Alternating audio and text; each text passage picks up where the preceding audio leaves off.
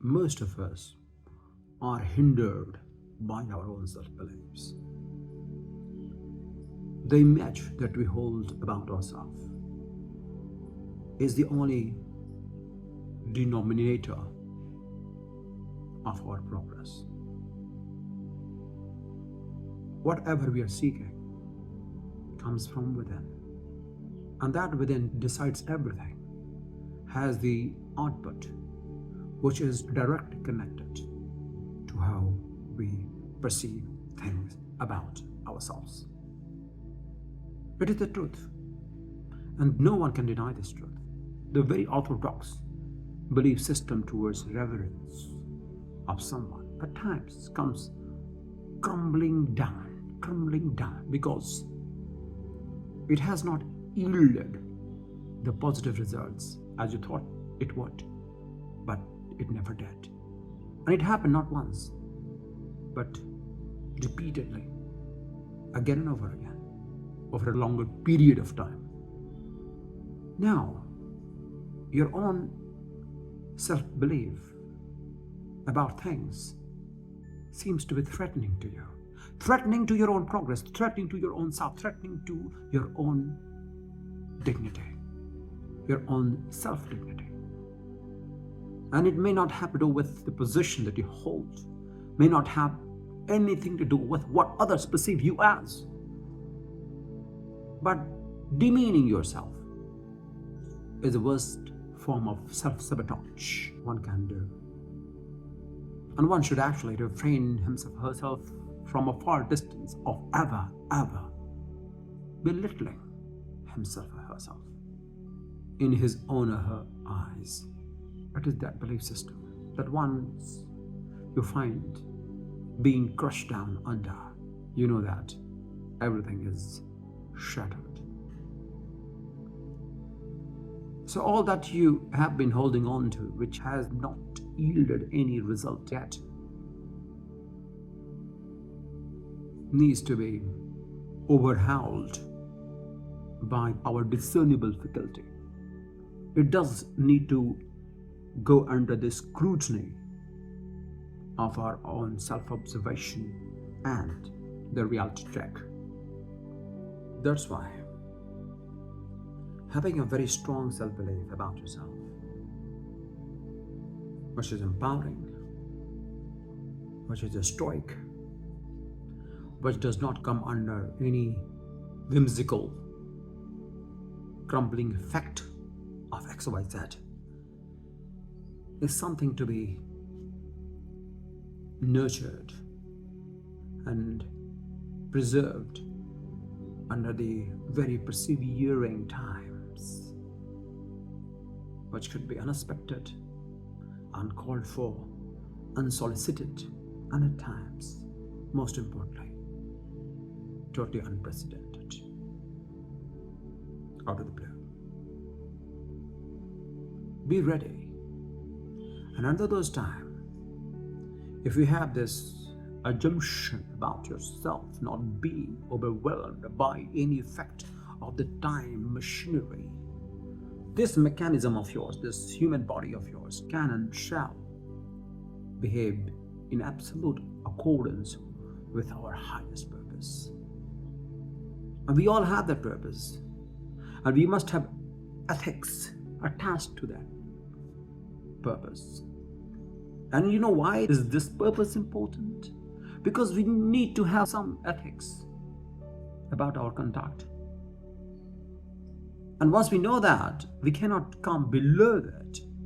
We cannot be renegated below this bar that we have set for ourselves. We do know in actuality where we shall be headed towards, whom to avoid, what not to do, so that we can actually do what we can.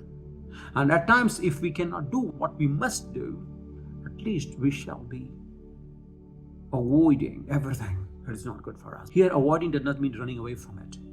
Avoiding means that you feel all that pain, you feel all that is not so good to your pleasing senses, like ego. In fact, there's someone who is there to crush your ego. So your presence there is very important. You don't run away. It's just that you are involved, but you are not instigated. You are involved, but not instigated. You are involved, but not instigated by what is happening outside of you.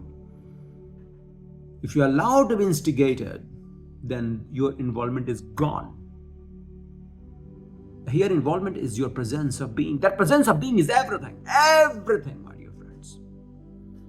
And it's not so easy to have the feel of your presence, because most of us want to run away from our own self.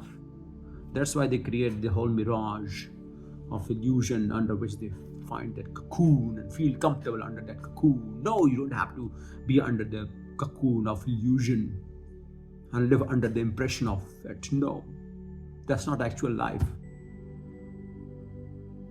You should deny that life. Your presence is everything. It doesn't matter which clothes I'm wearing. It doesn't matter. That's not a thing. Not the accessories of life is life. Not the superficiality that you can create the hype. We are driven by insight, not the hype.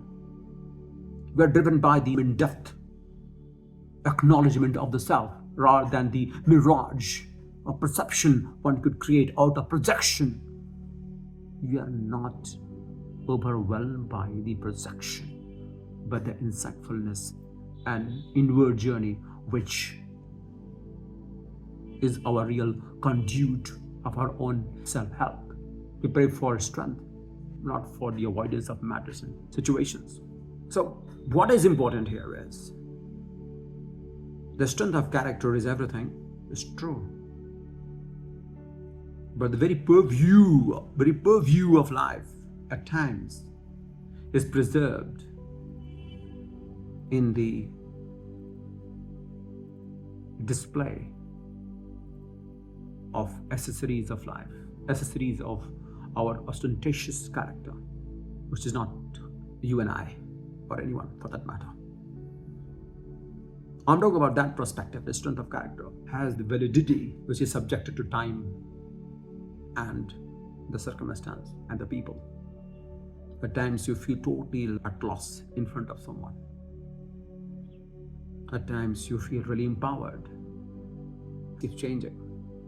So this changing and whimsical nature of human emotions throw us for a toss at all times.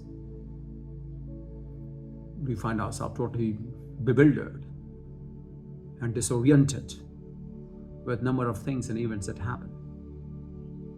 But in the light of your own existence, in the light of your own perception, in the light of your presence, if you could just navigate your way through in the most ideal way for your progress, without being affected by anything in the midway, you could be doing far better. So never mind. So it all comes down to self-image.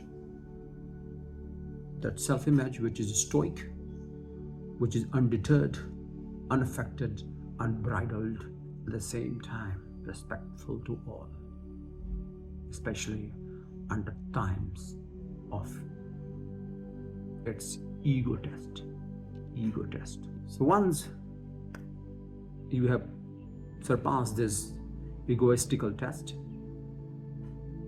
and come out of the other side without being affected, you will see much more about yourself than what these accessories of life could ever determine the character that you indeed have become.